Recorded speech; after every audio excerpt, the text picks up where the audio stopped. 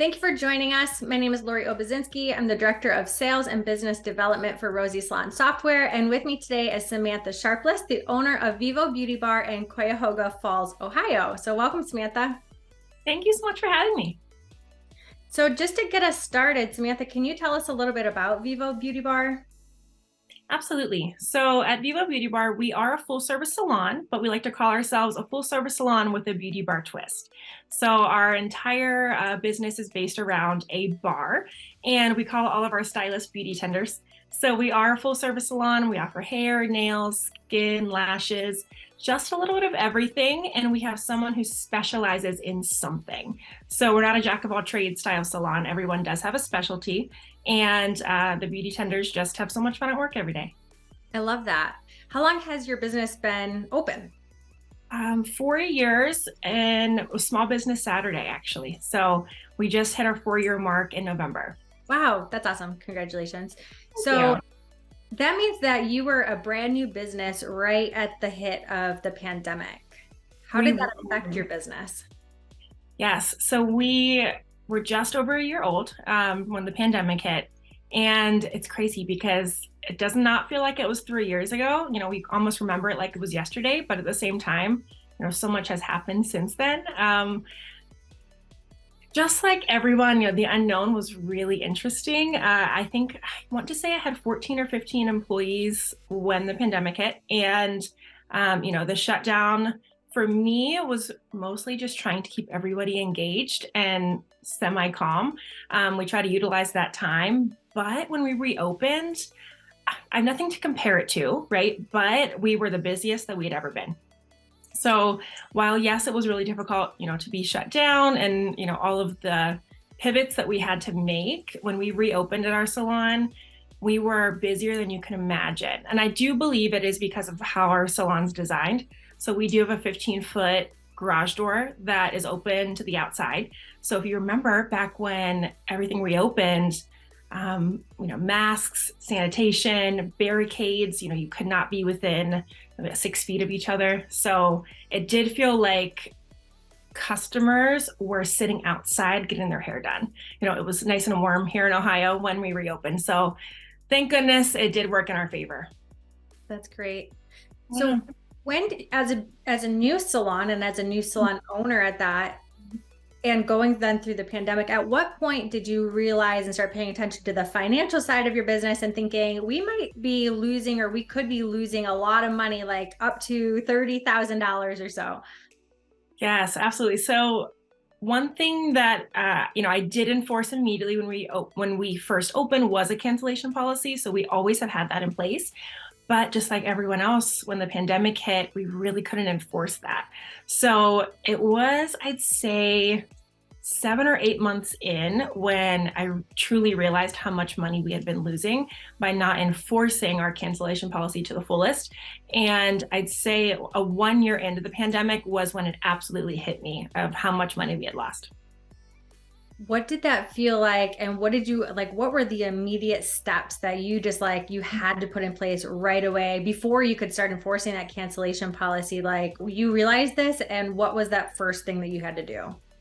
Yes. So for me, you know, as a salon owner, as a leader for my team, it was them who I thought of first, right? Because if we have a cancellation policy in place and we enforce it, they do get paid still if the client or the guest doesn't show up. And that's where I think my heart hurt the most, was realizing how much each one of my stylists or my beauty tenders had lost during that time.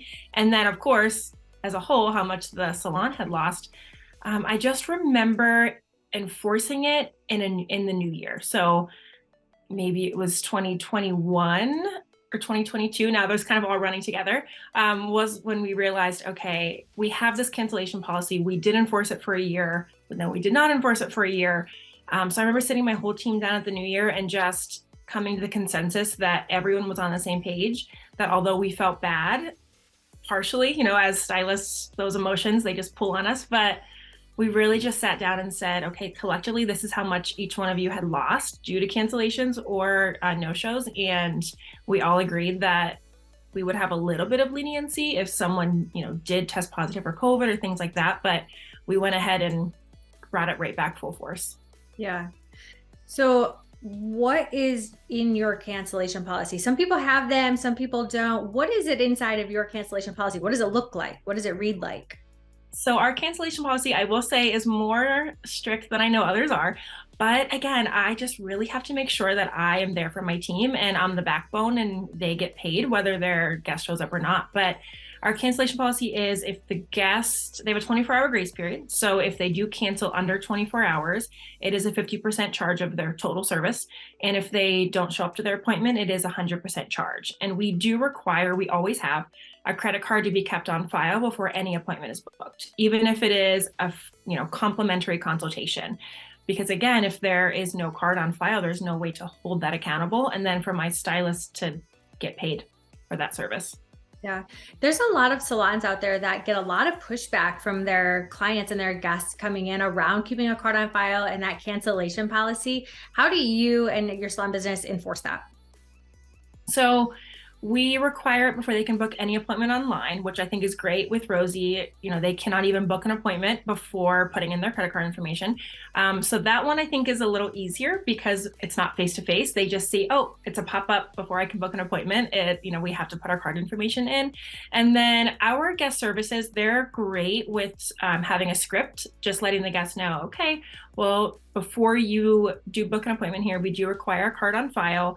And we always say your card will never be charged unless you don't come to your appointment. So we just say, as long as you show up, as long as you don't late cancel on us, you never have to worry about it.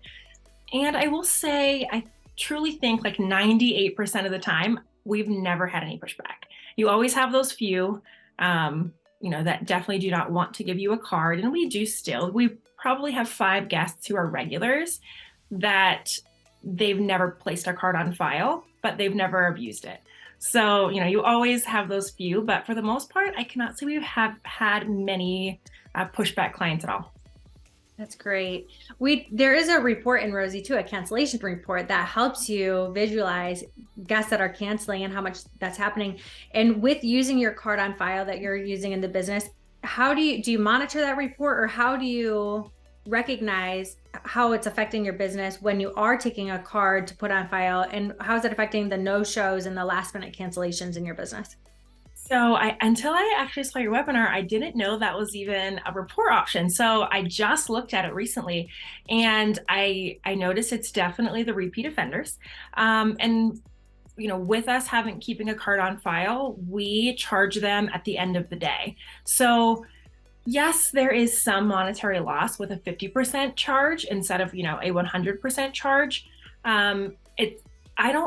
Most of our cancellations are no-shows, not late cancels, which I didn't realize. I assumed they were more late cancelers, but they're actually no-shows.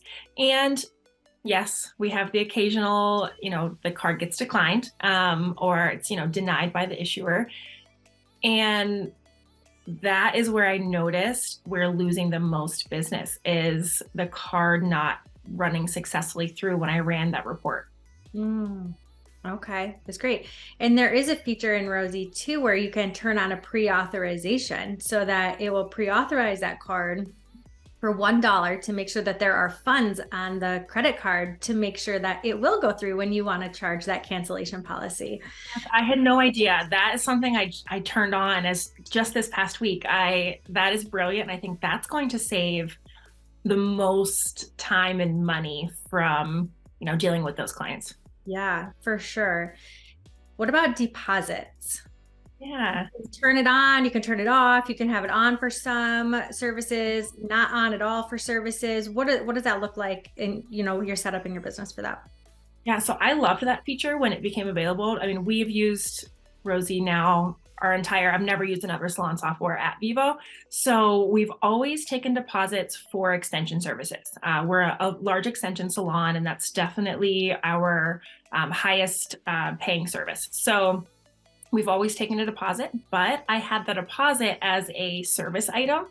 And since, again, realizing that was an option, we switched it over. So now it's under the deposits feature. So we always are taking deposits for extension services and bridal. So we are a large bridal salon. We average 80 to 100 bridal parties a year. And again, we used to just have a service name called bridal deposit. So we started utilizing those deposit features. And for me, it helps with reporting because now I can see, instead of under our services, what deposits are taken, I can look under the deposit section. Mm-hmm. What about the messaging to your clients? Some salons that have been around for a long time, they're introducing this as something new, but you really started introducing this early on in your business. How do they receive it? Where they have to put that card on file. What is the feedback that you're getting from them? And how do you introduce it to new clients? Messaging, meaning like the text reminders for their appointments? The messaging that, like, if they come to your website and they say, I have to put a credit card down to book my appointment, or I'm going to take, you're going to take a deposit for that message that you have out to them that says, this is our business and this is, our practice. How do they receive that? What's the feedback from them? Again, I will say for the most part, the feedback, they have received it well. I think because we've been consistent with the messaging. So on our website, we have the same message with our cancellation policy as we do in our reminder emails and the email that's sent to them when they first book the appointment, as well as on social media. So we're very consistent, and our hostess, our guest service hostess staff, they verbatim almost read that to the guest. So yes, we have some pushback, absolutely, but we do cater to a much younger clientele. Our average client is between 26 and 35. So I do believe it comes with your demographic and your the age that you're dealing with. Most younger people, I think, are just so used to putting a card or prepaying with a card authorizations. So for us, it has always been the norm. And learned behaviors, right? Mm-hmm. And as new clients, you're teaching them that this is just our business practice, right? Do you ever turn clients away? Do clients ever not come in because of that? Yeah, and are you guys okay with that? Yeah, absolutely. So we have actually I was in the salon this afternoon. There was a guest that had called. She was an older woman and she didn't feel comfortable putting her card on file, but she was booking potentially a $350 service, and maybe she would have showed up, right? But for me, I would not allow the chance that I authorized her coming in without leaving her card on file in the instance that my stylist would have a no-show. So if I authorize that, then as a leader, I would have to eat the cost, and I would still feel the need to pay my stylist, and I would not want to chance that. So yes, there's a rare instance where we do turn guests down, but I truly believe that that's just not our clientele. That's not who we're catering to. Like you said, learned practice. I think as a salon owner, as a leader, as a stylist, your guests will follow along what you teach them. Mm-hmm. So if you are just making that a part of your business practice, then they will fall in line with it as well. You're also showing your team that you're on their side. You're taking care of them. You care for them, and what impact that could make on their business and their financial income. Yes, so absolutely. As a newer salon owner, you've been in business now for about 4 years. You made it through a pandemic, which is great. Not everybody did. You came out on the other side and you came out better for that also. What kind of advice or words of wisdom would you have for other salon owners or inspiring salon owners when it comes to paying attention to their finances or making sure that, they're keeping an eye on these things that they could potentially be losing out on a lot of money that they might not be realizing? Yeah, I think first and foremost, it's okay to pause and implement something new. Where we are at currently and where we were at in 2018, where we opened, we absolutely had to revisit our policies and revamp our policies. We've, revamped so many things and pivoted over the years that it's okay to decide, okay, today I'm going to move forward with this new policy or with this new cancellation fee, or, whatever it may be. And it's okay as long as you send the right message with your team, with your guests, and don't over explain it. I've learned that, they don't need to know every reason why you choose to do what you do, but they at least need to hear the message. So it's totally okay to realize and recognize that we're, human, and we, at the end of the day, while we love what we do, we're running a business, and you have to run a successful business, and it's okay to charge what you need to charge in the instance that something goes awry. So I think definitely just allowing yourself to first, recognize that you're ready for the change, and it's okay to decide today that tomorrow I'm not going to put up with this anymore, and implement a new policy. I love that so much. Thank you, Samantha. Thank you so much for all of your insight and your words of wisdom that you have, and for joining us today. Yes, thank you guys so much for having me. So, are you ready to curb cancellations and no-shows by using automated confirmations and reminders, taking deposits, and enforcing your cancellation policy by using a card on file requirement? Let Rosy help you take that control back and save your salon thousands of dollars in the process. Get started with a free 30-day trial by going to getrosy.com or scanning the QR code. Thanks for joining us today.